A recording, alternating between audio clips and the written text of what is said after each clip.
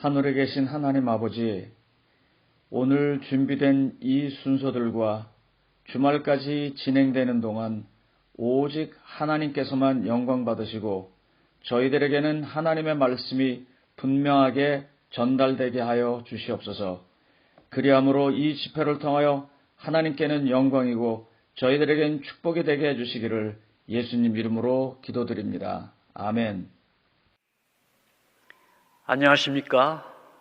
오늘 저녁부터 3일 동안 열리는 설교법 세미나에 참석하신 모든 시청자들을 진심으로 환영합니다.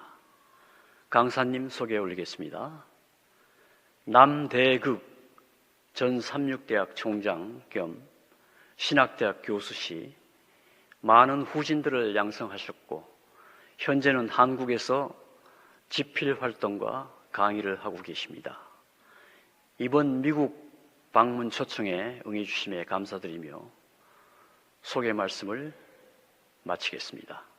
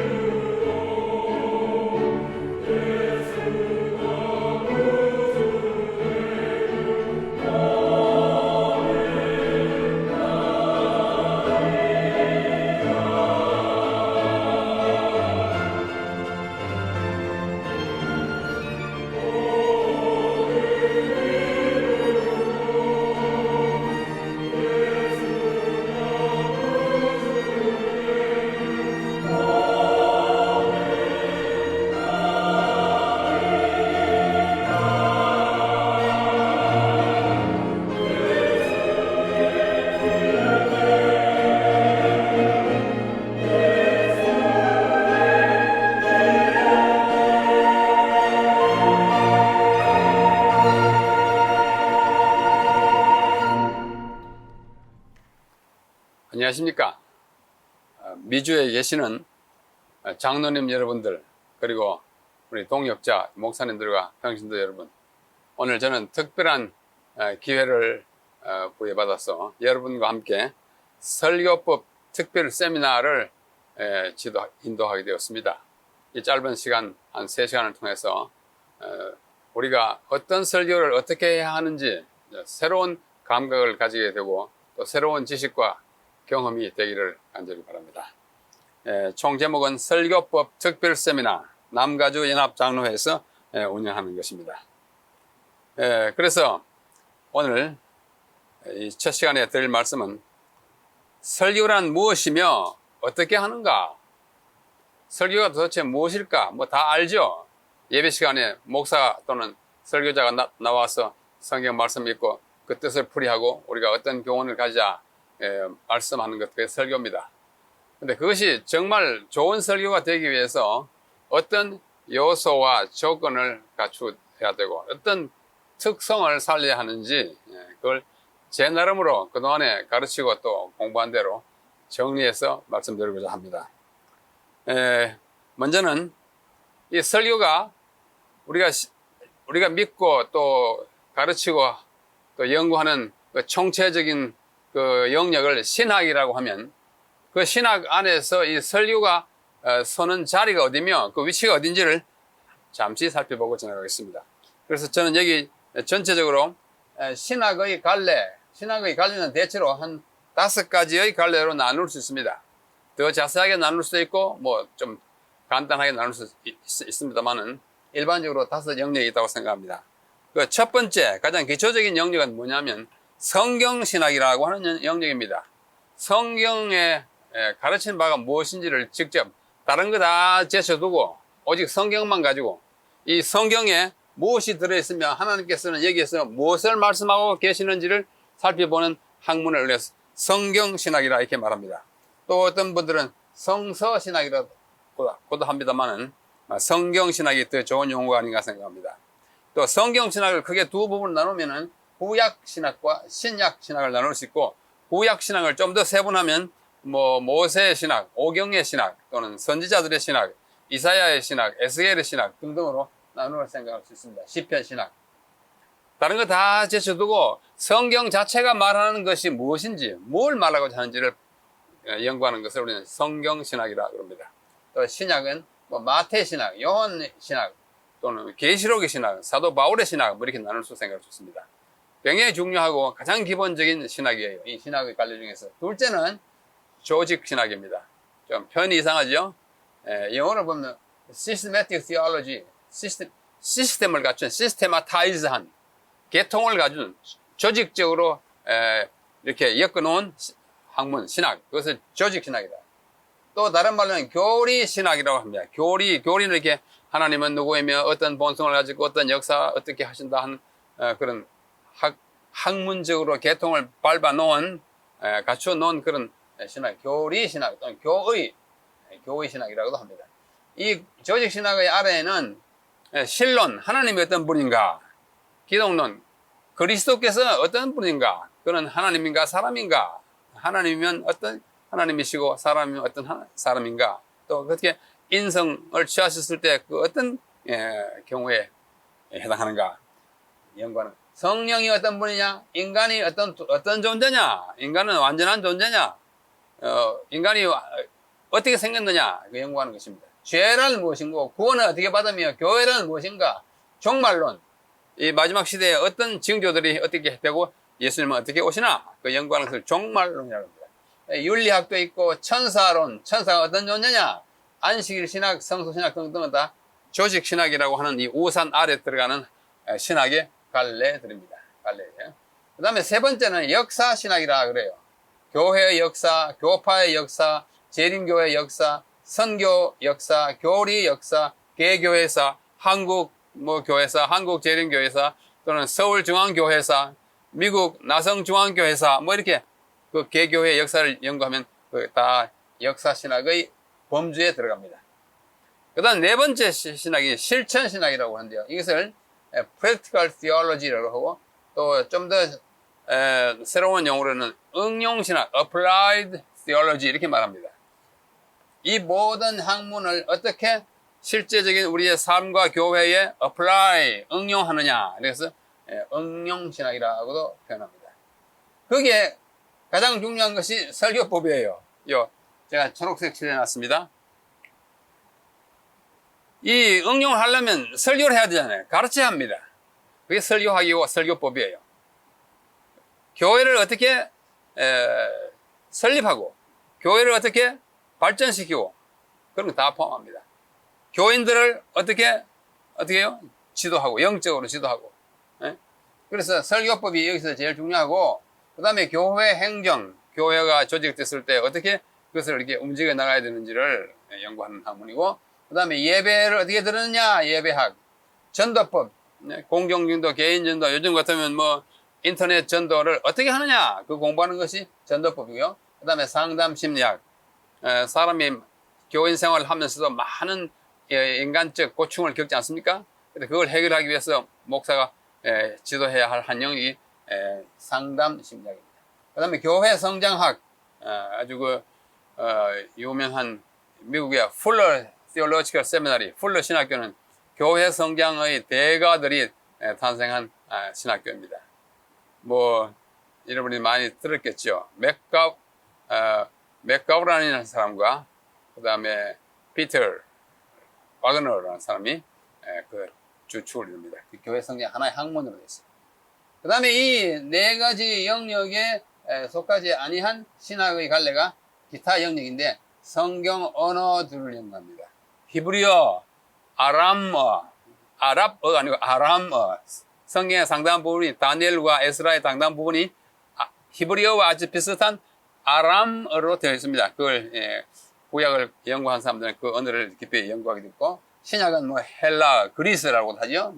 그 다음에 성경 고고학, 성경 지리학, 성경 해석학, 비교 종교학 이런 것들이 넓은 신학의 영역 안에 하나의 갈래로 여기에 포함되고 있습니다. 이러한 신학의 다양하고도 복잡하고 많은 갈래 영역 중에서 설교법, 설교학에 대한 간단한 우리 지식을 이번 주말에 함께 나누고자 합니다. 자, 그러면 설교에는 어떤 설교가 있는가? 설교의 종류를 제 나름으로 이게 뭐 아주 뭐 만인이 다 이렇게 하는 거 아니에요. 제가 경험한 것으로서 나누고 한 16가지 정도의 설교의 종류가 있습니다. 간단히 설명하겠습니다. 첫째는 제목 설교예요. 제목을 딱 붙여놓고 우리는 어떻게 살 것인가? 제목을 딱 붙여놓고 우리는 예수를 어떻게 믿을 것인가? 제목이잖아요. 제목을 딱 정해놓고 하는 설교예요. 대단히 중요합니다. 우리는 그냥 설교하면 이게 무슨 설교인지 잘 모를 수가 있기 때문에 그게 제목을 딱 붙여놓고 그 제목에 충실한 설교, 우리 제목 설교라고 합니다. 둘째는 본문 설교예요. 성경을 딱 펴가지고 그 본문 하나하나, 이 단어 하나하나, 구절 하나를 쭉 이렇게 해설해 내려가는 설교. 이런 본문 설교를 하는 우리 설교자, 목사들이 상당히 많이 있습니다. 로마서를 1장 1절부터 쭉 이제 말하자면 해설해 내려가는 것이죠. 그래서 본문을 중심으로 하는 설교예요. 본문이 뭘 말하는지를 설명하는 설교예요. 그와 비슷한 설교가 주석 설교입니다. 이거 그야말로 주석합니다. 한 구절 한 단어 하나를 주석해 내려가요. 이거 아마 교회에서 경험하신 분들 많지 않습니까? 많은 목사들이 이 설교를 합니다. 가령 뭐 갈라디아서 1장 1절부터 하나하나 그 주석해 내려가요. 중요한 단어들을 다 설명해 가면서 내려가는 그 주석 설교입니다. 이건 설교의 한 방법이죠. 넷째는 주제 설교입니다. 요거는 제목 설교하고 조금 달라요. 제목을 딱 붙이고 그 제목에 국한 거지만 주제는 큰 주제. 가령 창조라는 주제를 가지고 뭐 창조는 누가 했느냐, 언제 했느냐, 창조의 결과가 어떻게 되었느냐, 뭐 이렇게 주제별로 창조, 은혜, 율법, 뭐 영생 이런 것으로 주제를 정해놓고 하는 설교를 우리는 주제 설교라고 합니다. theme을 정해놓고 하는 것이에요. 그 다음에 다섯 번째는 교리 설교. 교리. 아까 보았지 않습니까? 기독론, 실론, 교리 설교, 그것에 대한 자세한 설교들을 시리즈로 해나가면 그것을 우리가 교리 설교를 할 수 있습니다. 가령 뭐 안식일은 어느 날인가? 이것도 교리 설교가 될 수 있어요. 그 다음 여섯 번째는 인물 설교예요. 바이오그래피, 전기, 한 사람의 생애를 쭉 기록한 책을 전기라고 그러죠. 그래서 자기가 그걸 기록하면 그건 자서전 그렇게 말합니다. 오토바이오그래피. 그러니까 한 사람의 그 인물을 그의 전기식으로 일생을 쭉 가는 모세의 출생부터 쭉 가는 거예요. 그 다음에 그가 뭐 어떤 일을 하고 어떻게 도망가고 거기서 뭘 하고 그 다음에 하나님이 어떻게 부르셨고 부르실 때 그가 대응을 어떻게 했고 결국은 이스라엘 백성들을 어떻게 끌고 나갔고 이게 쭉 개인의 역사적으로 그 바이오그래피 전기적으로 설교하는 것이 이건 참 좋은 설교의 한 방법입니다. 성경에 있는 많은 사건들이 인물이 있어야 사건이 발생하잖아요. 그렇죠? 시간과 공간에 인간이 있어야 이 삼간 시간 공간 인간이 있어야 사건이 발생하는데 그 사건의 연속이 역사고 우리 구원과 관련된 역사가 성경입니다. 그래서 인물이 참 중요합니다. 이 인물은 뭐 긍정적인 면뿐만 아니고 부정적인 인물도 우리가 연구해서 설교할 수 있습니다. 가룟 유다 어떠한 사람인데 어떻게 해서 결과가 어떻게 됐다. 우리가 부정적인 면으로 이렇게 살면 안 된다는 것을 가르쳐주는 또 다른 인물 설교가 될 수 있습니다. 그 다음에 사건 설교, 사건 홍수 큰 사건이죠. 그죠? 출애굽 큰 사건입니다.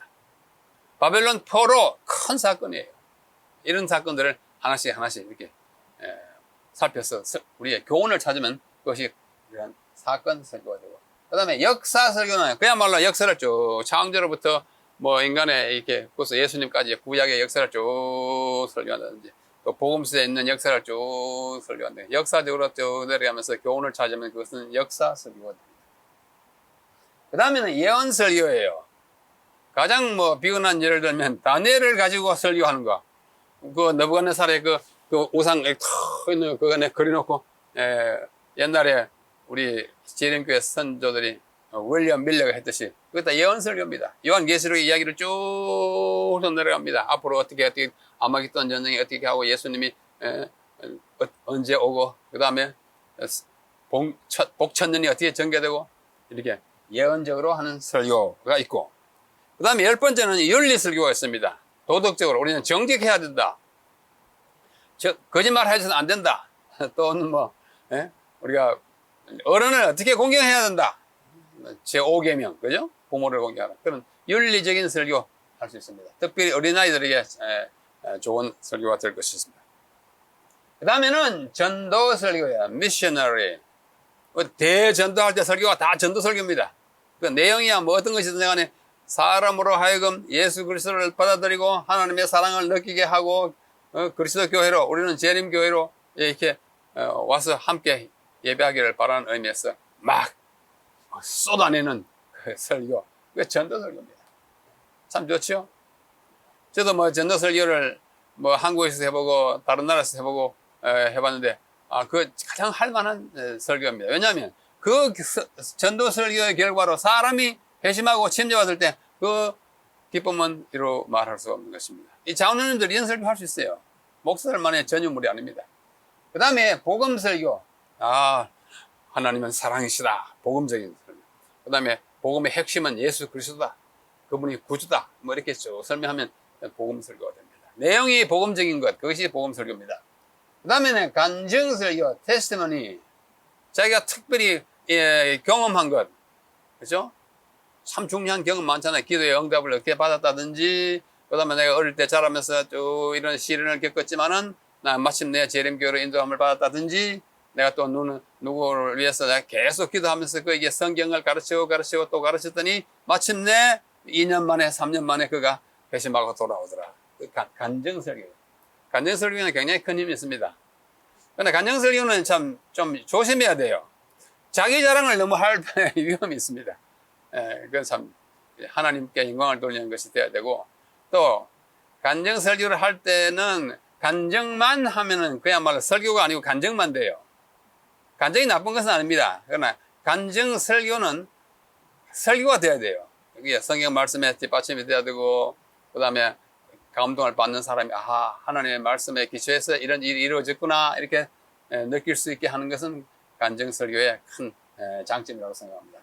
그 다음에 목양설교. 이거는 그야말로 목자들이 하는 것입니다. 담임 목사들이 1년에 우리 교회 뭐 양떼들, 우리 다 양이잖아요. 예, 저는 은퇴했기 때문에 아직 양으로 돌아갔습니다. 저는 안식일마다 앉아가지고 설교 잘 듣습니다. 뭐 제가 옛날에 가르치는 학생이 지금 설교하고 새카만 후배가 설교하지만 정말 귀담아 듣습니다. 예, 저는 목자에서 양으로 돌아갔습니다. 양입니다. 그 양을 늙은 양이라도 이렇게 가르치고 또 가르침을 받아야 돼요. 그래서 그런 사람들이 어떤 대상의 양이든지 간에 그 양들에게 그들이 생명을, 영적 생명을 유지할 수 있고 또 그리스도인 삶의 행복을 누릴 수 있도록 1년의 계획을 짜가지고 달마다 또는 뭐 이렇게 일정한 기간 동안에 목양적으로 목양하는 파스토를 목자로서 하는 설교. 그 다음 15번째는 헌신 설교. 우리가 헌신을 자주 하잖아요. 헌신을 강조하는 설교예요. 그러면 설명할 필요가 없습니다. 마지막 16번째는 축복 설교. 가령 가정 신방 방문을 한다든지 또는 우리 교원들 가운데 일부가 어디 먼 곳으로 이민을 간다든지 또 여러 주일에 걸친 어떤 해외 여행을 한다든지 그렇죠? 그 다음에 우리 아이들이 진학을 한다든지 그 다음에 환자가 돼서 집에서 머물거나 병원에 입원해 있다든지 그들에게 필요한 축복이 있습니다. 그 경우에 맞게 아주 하나님의 말씀에서 좋은 구절들을 잘 찾아서 아주 복을 베푸는 설교, 그 축복 설교입니다. 참 좋은 설교죠. 이 밖에도 뭐 17, 18, 19 더 할 수 있지만은 편의상 여기 있어. 자, 16가지로 제가 나눠봤어요. 이건 뭐 아주 뭐 철칙이 아닙니다. 그죠? 제 생각으로 우리가. 그래서 1번부터 쭉 보십시다. 제목 설교, 본문 설교, 주석 설교, 주제 설교, 교리 설교, 인물 설교, 사건 설교, 역사 설교, 예언 설교, 다음에 윤리 설교, 전도 설교, 복음 설교, 간증 설교, 목양 설교, 헌신 설교, 축복 설교 16가지라고 합시다. 그렇다면 지금 오늘과 내일 모레 우리 이어지는 이 집회를 통해서 설교법의 특별 세미나를 통해서 주 대상이 함께 참여하신 분들이 남가주 지역에 있는 재림교회 장로님들이 있습니다. 어찌 장로님 뿐이겠습니까? 목사님들도 다시 한번 이렇게 생각하는 것은 특권입니다. 다 함께 생각해 보는데 특별히 장로님들은 이 16가지 설교를 다 할 수 있어요. 왜요? 뭐 담임 목사는 아니지만 목자잖아요. 그럼 목양 설교 할 수 있어요. 다 할 수 있습니다. 전도 설교 할 수 있고 말고요. 다 할 수 있어요. 그러나 장로들이 다 할 수 있지만 비교적 더 적합하게 조금 손쉽게 할 수 있는 설교를 고르라 그러면 이 중에 한 절반을 제 나름을 골라봅니다. 그 절반은 다음과 같습니다. 16개 중에 한 8개는 비교적 장로들이 하기에 무난한 설교들입니다. 첫째, 제목 설교. 그렇잖아요. 어떤 제목을 딱 정해놓고 설교하는 거예요. 네, 제목 설교. 그 다음에 주제 설교. 주제도 할 수 있습니다. 조금 연구하고 책 보고 기도하고 하면 돼요. 그 다음에 인물 설교. 이건 뭐 장로님들이 뭐 더 잘할 수 있습니다. 목사님들도 더 잘할 수 있습니다. 그 다음에 사건 설교. 물론 할 수 있습니다. 할 수 있죠? 그 다음에 윤리 설교 할 수 있습니다. 왜? 우리 다 부모고 장로잖아요. 장로가 뭐예요? 젊은이들을 지도할 수 있는 경험과 지식을 가진 사람들이 장로잖아요. 어른 장자 널널 놓자 연세가 많은 어른이잖아요. 그 지혜를 갖고 있기 때문에 윤리 설교 잘할 수 있습니다. 전도 설교, 이 개인 전도 할 때 설교 하잖아요. 다 할 수 있어요. 누구나 할 수 있어요. 그 다음에 간증 설교 물론 할 수 있고 축복 설교 할 수 있어요. 나머지는 뭐 다 할 수 있습니다만은 그걸 하려면 조금 많은 시간과 또 전문 지식이 필요한 것들이 나머지 흰 부분이 아닌가 저는 그렇게 생각합니다. 장로님들이 하시기에 좀 상대적으로 또 무난한 설교들. 아마 장로님들도 개성에 따라가 이 중에 어느 것을 더 선호하는지 선호하는 것이 있을 거예요. 그렇죠? 네, 그거 하면 돼요. 하시길 바랍니다. 자, 그러면 설교란 무엇인가? 설교란 무엇인가? 한번 우리 깊이 생각해 보자 합니다. 설교란 무엇인가? 첫째, 설교는 사람이다. 설교는 사람이다. 무슨 뜻일까요? 그 설교하는 사람의 성품과 평소의 풍기는 그가 살아가는 삶의 맵시를 보면 다른 사람들이 이미 감동받습니다. 그분이 한마디 하면 다 귀담아 듣습니다. 그러나 평소에 맨날 문제나 일으키고 교회 뭐 직원이 하면 항상 빽빽 고함이나 지르고, 또 교회가 결정해놓으면 자기 뜻대로 안 된다 해가지고 팩 돌아쳐 나가던 이런 분들은 설교 아무리 해도 감동을 주지 못합니다. 먼저 그 근본, 조금 안 된 표현이지만 인간이 잘 돼야 설교도 잘 됩니다. 그런 의미에서 설교는 사람이에요. 제가 매우 존경하는 한 목사님이 계셨습니다. 지금은 작고하시고 이 세상에 안 계시지만은 그분은 참 근엄하십니다. 그분이 한마디도 허튼 말씀을 하는 걸 들어본 적이 없습니다. 늘 앞뒤가 딱 맞고 점잖게 말씀하시고 때로는 아주 엄숙하게 말씀하십니다.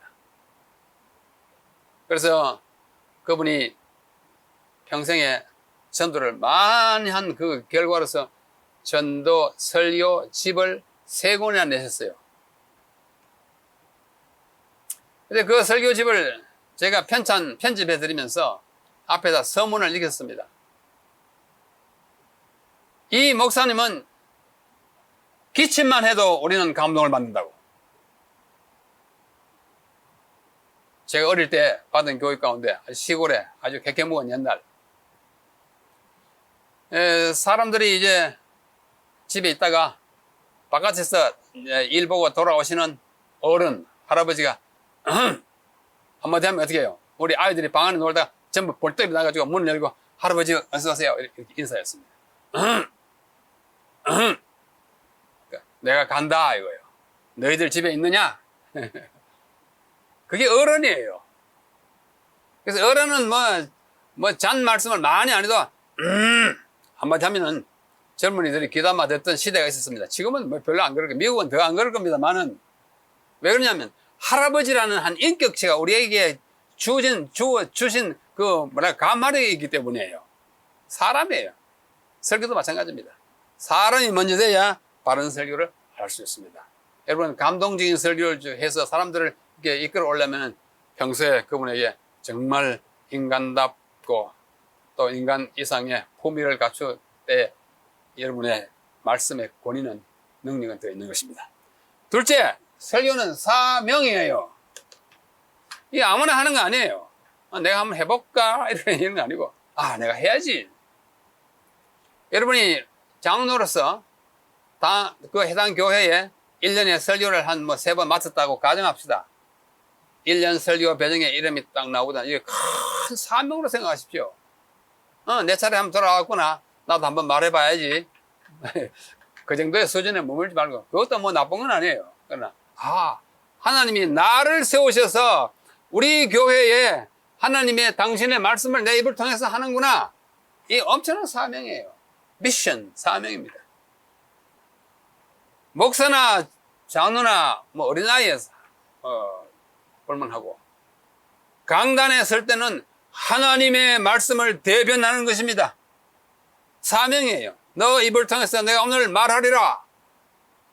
그러므로 말을 준비를 참 하나님의 입장에서 잘 해야 합니다. 사명이에요. 위대한 사명입니다. 셋째, 설교는 사랑이에요. 설교는 사랑입니다. 약간 꾸중을 해도 사랑에 깊이 잠긴 꾸중을 해야 합니다. 자기 혈기 나는 대로 뽀락뽀락 고하면 지르고 그렇게 하면 그게 설교가 되지 않습니다. 사랑의 언어를 녹여서 때때로는 질책을 해도 사랑이라고 하는 그 캡슐, 우리말로 하면 당의 정에 딱 넣어가지고 줘야 합니다. 그래 감동받아요. 설교는 뭐라고요? 사랑이에요. 절대로 어떤 표적, 오늘 저 장로에게 내가 하는 깊은 교훈을 줘야지 하고 막 때려보십시오. 절대로 감동받지 않습니다. 표적 설교는 절대로 하면 안 됩니다. 우리 교회 장로, 어느 장로, 어느 집사 뭐 안 하는데 그것 좀 버릇 좀 뜯어고쳐야지 하고 설교하면 절대로 안 됩니다. 그 사랑이 없는 설교예요. 오히려 더 뭐 해요? 더 거역하고 자기는 옳은가 이러면서 달려들 수가 있어요. 설교는 사랑이다. 사랑의 언어로 해야 합니다. 표현도 사랑스럽게 해야 합니다. 네 번째, 설교는 사상이다. 한 시간 내내 듣고 났는데도 돌아가면서 오늘 뭐 했지? 오늘 뭐 했지? 여보, 오늘 설교 뭐, 내용이 뭐야? 이런 장로님 4분, 교인 4분이 있다면 그날 설교 빵점입니다. 네. 사성이 있어야 돼요. 뭐 건질만한 메가리가 있어야죠. 메가리가 있어요. 메가리라는 말이 사투리인지 모르겠네요. 하여튼 건질만한 어떤 건더기 있어야 합니다. 사상, 생각이 오늘은 우리가 재림에 대한 정말 설교를 단단히 들었구나. 내가 각성해야 되겠구나. 뭐 사상이 있어야 돼요. 오늘 하나님이 정말 위대하신 분이구나. 예수님이 십자가 희생은 우리가 지금까지 소홀히 했는데 이런 깊은 뜻이 있었구나. 사상이 있어야 합니다. 사상 없는 설교는 뭐예요? 1시간의 토크쇼에 불과해요. 토크쇼. 우리 미국에 계신 분들 토크쇼 다 잘하시잖아요. 설교는 토크쇼도 아니고 강연회도 아니에요. 하나님의 사랑과 하나님의 섭리, 구속의 경륜을 아주 깊은 연구를 통하여 가다듬어진 말씀과 사상으로 딜리버리 전달하는 것입니다. 설교가 뭐라고요? 사상이에요. 개념 없는 설교는 하나만 합니다. 시간 낭비에 불과합니다. 마지막으로 설교는 뭘까요? 사활이에요. 죽을 살활. 죽고 사는 문제를 다루는 것입니다. 사활이 달렸어요. 뭐 극단적으로 말하면 오늘 장로님들이 목사님들이 하는 그 한 설교를 듣고 청중 가운데 어떤 분은 평생 마지막으로 듣는 설교일 수도 있어요. 내일 모레 어디 교통사고로 죽을 수도 있습니다. 그에게 사활이 달린 말씀이에요. 죽고 사느냐, 죽느냐 사느냐 문제입니다. 우리가 평소에 늘 같이 예배 드리는 분들은 그런 거 없지만 전도회에 특별히 막 공경전도할 때 처음 왔는데 내가 오늘 한 설교는 그에게 영원한 생명과 영원한 멸망을 판가르는 아주 분기점이 될 수 있어요. 설교는 뭐예요? 사활이에요.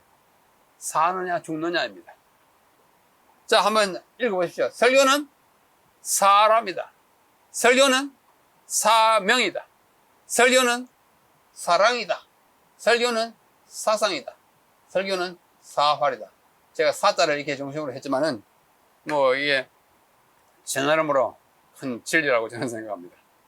여러분 이 개념을 생각하고 설교를 위해서 준비하고 또 설교를 잘하기 위해서 우리의 삶이 반듯해야 하고 또 열심히 준비해야 정말 좋은 설교가 되는 것입니다. 그 다음 설교가 감동과 은혜를 주는 때는 어떤 때인가? 제가 아주 깊이 생각해 봤어요. 저는 뭐 한동안 설교를 많이 했지만 요즘은 듣는 시간이 더 많습니다. 은퇴하고 나니까. 네. 근데 어떤 때 정말 감동받습니다. 감동받아요. 오늘 내가 감동받은 그 감동의 이유는 뭔가 한번 생각해 보는 거예요. 어떤 때 은혜를, 감동을 많이 주는가? 첫째, 설교자가 철저히 연구해 설교할 때. 다 알아요. 청중은 다 알아요. 이 설교자가, 이 장로가, 이 목사가 정말로 깊이 연구했는지 아니면 인터넷에서 어떤 유명한 설교자의 설교 과목을 쫙 프린트해가지고 와서 읊어댔는지 다 알아요. 제가 현역에 있을 때 이제 지방에 출장을 많이 가면 합회, 뭐 저기 충청 합회, 서종안 합회, 뭐 이렇게 영남 합회 가서 이렇게 하면 그 장로들이요 이렇게 말합니다. 목사님, 신학과 학생들에게 설교를 좀 철저히 연구하도록 좀 강조해 주세요. 그래요. 장로는 왜 그러세요? 연구 안 합니까? 연구를 통 안 합니다. 어떻게 아세요? 그 유명한 사람의 설교 그 강목을 프린트 다운 받아가지고 막 하는데 자기의 경험에 받침도 전혀 없고 어떤 설교 그 성경 구절도 뭐 딱 맞는 것 같지도 않고 남의 설교를 다운받아가지고 하는 사람은 한 2번까지는 잘하는가 보다 하는 인상을 주지만 3번째부터는 다 들통납니다. 이렇게 장로님 저한테 말씀해요. 그런 우리 젊은이들이 설교는 자주 해야 되겠고 해가지고 하다 보니까 남의 설교 하다 보면 철저히 연구를 하지 않으므로 상당히 그럴듯하게 하지만 뭐가 없어요? 감동과 은혜가 없어요. 그러나 조금 서투르다. 이 사람이 자기 혼자 깊이 파고들었구나 하면 감동받습니다. 이상하죠? 그래요. 자기 몸에 맞는 옷을 입고 나와야 감동을 줍니다. 둘째, 설교자가 열정을 가지고 설교할 때 감동과 은혜를 받습니다. 아주 깊이 연구한 것인데 그냥 이건 이런 거고요. 이건 이런 거예요. 이렇습니다. 그렇으면 어떻단 말이에요. 열정이 필요해요. 열정. 막 피를 토하는 심정으로 막 쏟아 넣어야 합니다. 어떤 때는 간절히 호소해야 합니다. 항상 하이피치로 말하는 뜻은 아니에요. 경우에 따라서 아주 절실하게 단어도 아주 잘 고르고 아주 열정적으로. 성도 여러분, 우리 사랑하는 이 어디 교회 우리 성도 여러분, 우리 정말 금년 이렇게 하십시다. 열정. 이거 참 중요합니다. 설교의 열정은 대단히 중요합니다. 강의하고 달라요. 열정이 있어야 합니다.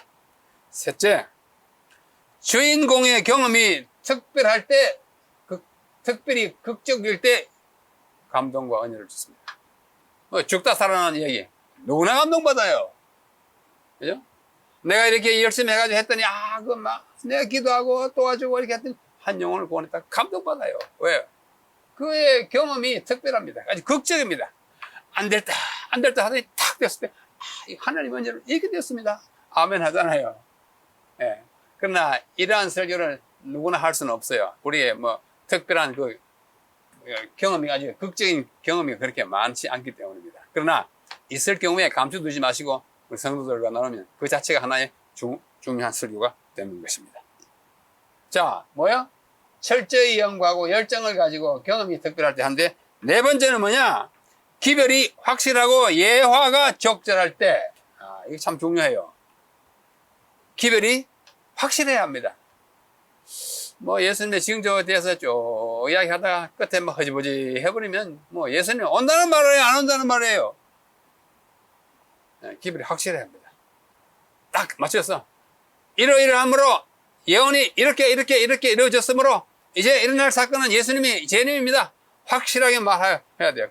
확실하게 말하려면 자기 신념이 있어야 돼요.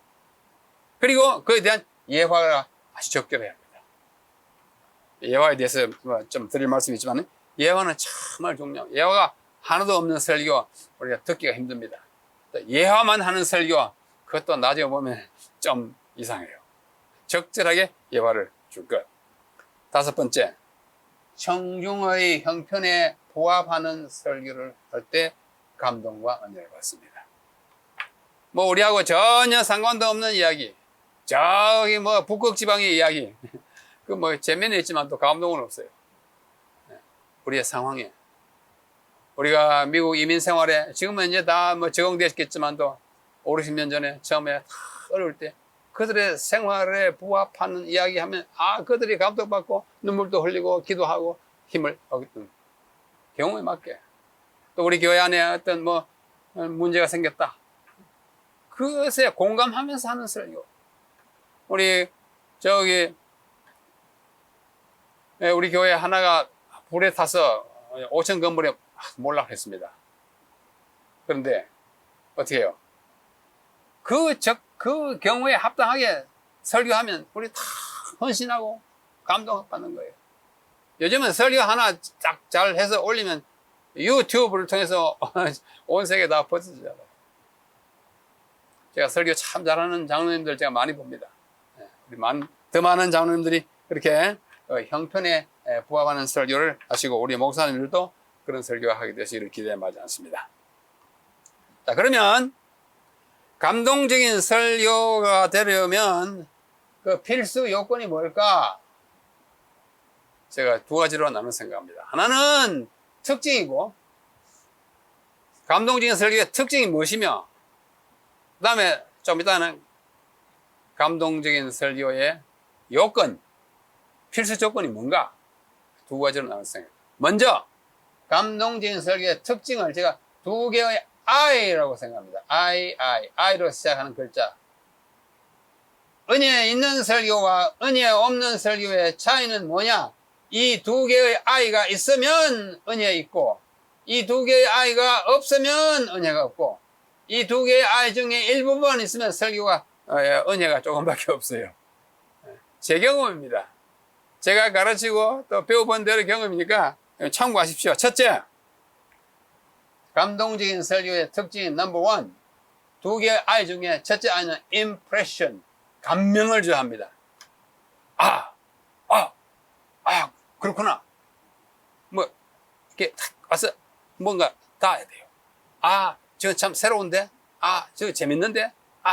우리의 attention을 잡아가는 어떤 감명을 주는 설교라야 감동이 있습니다. 감명을 줘야 됩니다. 감명. 둘째는 inspiration, 영감을 있어야 돼요. 굉장히 영감적이다. 저걸 보고는 내가 회개하고 싶은 마음이 생긴다. 내가 새 출발을 해야겠다. 나에게 영감은 inspire, 우리의 마음에 inspire, 고무하는 어떤 힘을 영감이라고 해요. 그렇죠? 두 가지가 있어야 한다고 저는 생각합니다. 첫째, impression은 마음에 새겨지는 겁니다. 감명, 명자가 새긴다는 명자예요. 느낌에 새겨지는 거예요. 새롭다. 거기에 그런 뜻이 있었나? 본문 설교를 할 때 성경을 또 읽어놓고 이런 뜻이 그랬군요. 그럼 새로움이 있어요. 이런 설교 처음 듣는다. 와 감동이다. 감명이다. 잘한다. 이런 느낌을 줘야 돼요.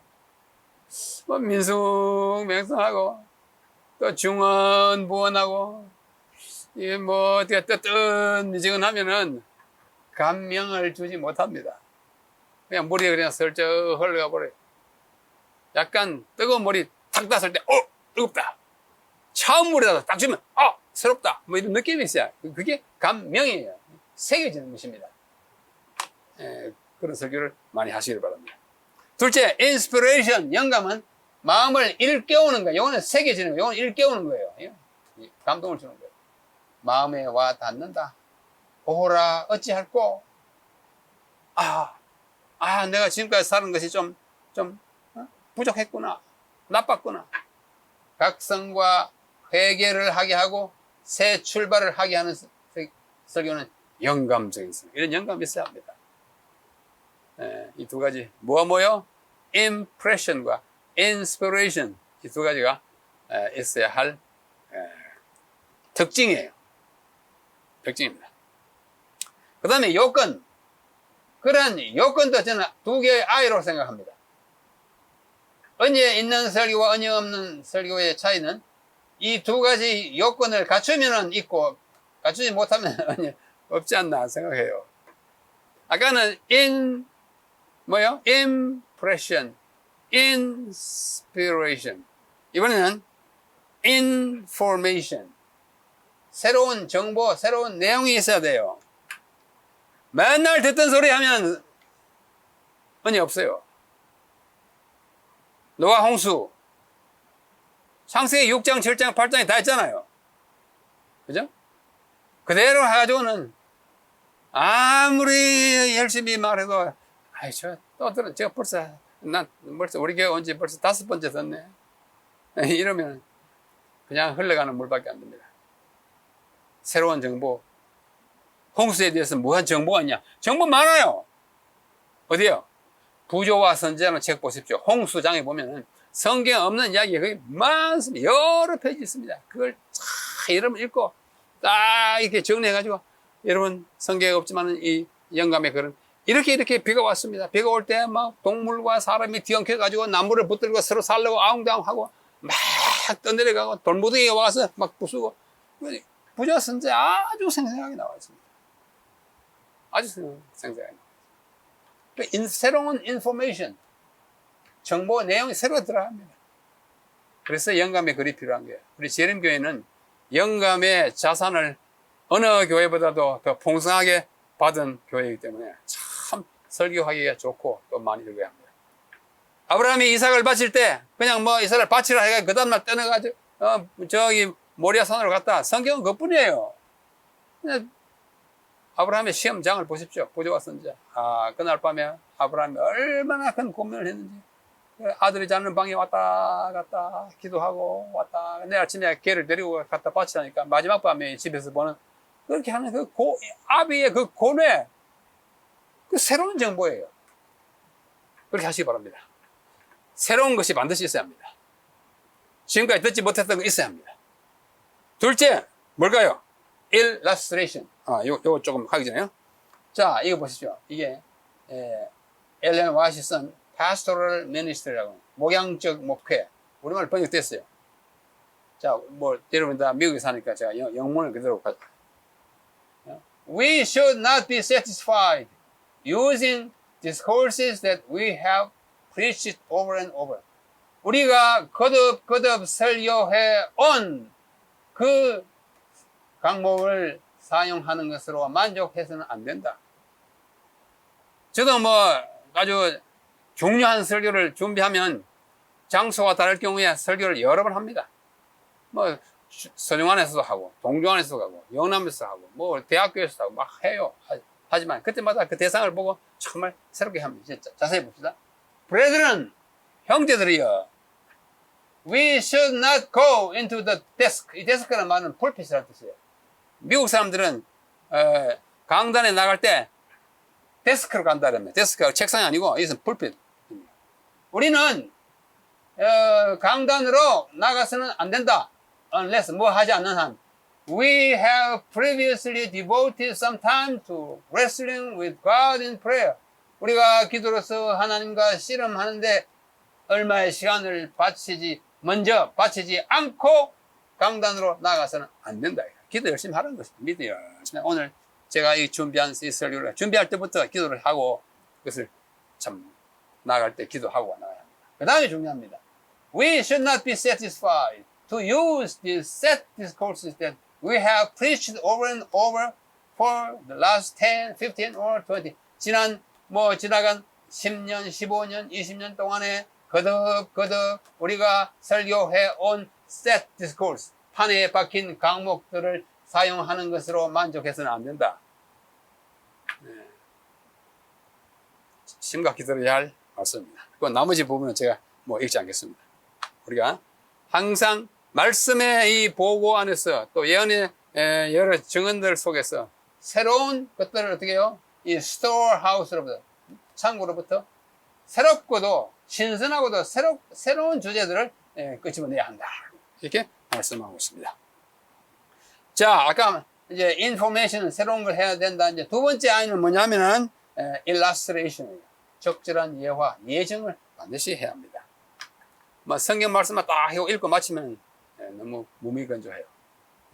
그래서 예화를 들어서 우리의 실제 생활에 이것이 이렇게 적용되는구나 느끼게 해야 합니다. 여기에 이미 작고하신 고문경 목사님께서 쓰신 살아있는 설교, 살아있는 교회라는 책 182쪽에 보면 이렇게 말씀하셨어요.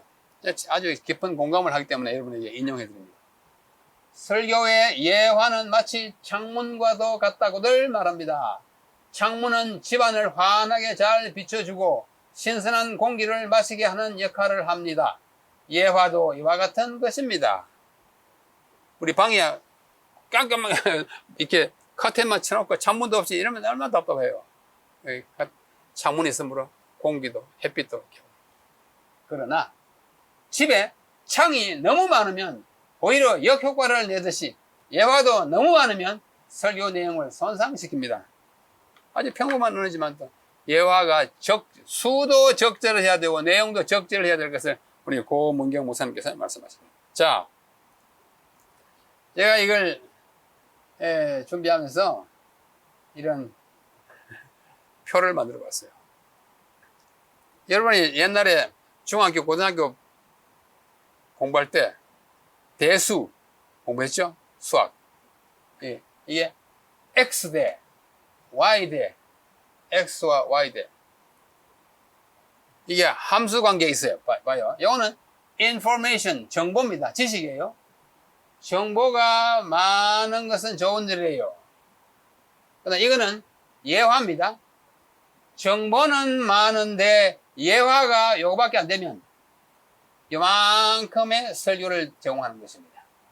그 다음에 정보는 요거밖에 안 되는데 예화가 이만큼 많으면 요 A와 같은 설교를 하지만 정보와 예화가 이렇게 비슷하게 많으면 이 넓이는 가장 넓습니다. 이것보다도 이것이 가장 넓은 범위를 차지하고 있어요. 정보와 예화의 상관관계입니다. X대와 Y대가 적절하게 길면 가장 넓은 이 면적을 차지하게 돼요. 정보가 많은데 예화가 적으면 조금밖에 안 됩니다. 그 다음에 정보는 적은데 예화만 많으면 또 그래요. 뜻을 아시겠죠? 그래서 여기는 정보, 지식이고 여기는 예화입니다. 정보, 예화가 있고 그것뿐일 때 보십시오. 첫째, 정보가 없고 정보가 없으면 no information 하면 지성적으로 공허함을 느낍니다. 청중이 새로운 게 아무것도 없어요. 맨날 듣던 소리만 듣고 가요. 그러면 뭐가 없어요? 지성적으로 충만함이 없고 오늘 듣긴 들었는데 또 똑같은 맨날 그 나물에 그 밥이구나 이렇게 하고 갑니다. 그 다음에 이쪽에 예화가 없으면 정서적으로 건조합니다. 뭐 감동이 별로 없어요. 아주 굉장히 중요한 지식과 정보라도 예화가 있어야 정서적으로 좀 웃기도 하고 그렇지 참 그랬구나 공감이 가는 거예요. 그 다음에 만약에 정보뿐이고 예화가 없으면 그 말이에요. 정보뿐이 only information이면 지식은 증가하지만 감동과 실천이 없어요. 그렇죠?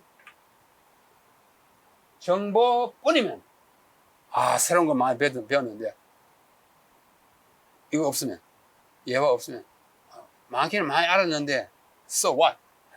이렇게 갑니다. 그 다음에 이쪽에 이 예화만 있고 인포메이션 새로운 거 없고 예화만 짝 이야기하면 일시적 감흥만 주고 지속적 교훈은 없습니다. 실컷 웃고 그걸 했는데 나중에 보니까 그게 뭐였지? 이러고 말아요. 오케이.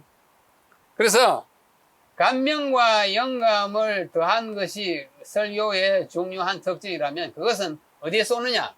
정보와 예화를 곱한 것에 쏩니다. 이게 곱한 거예요.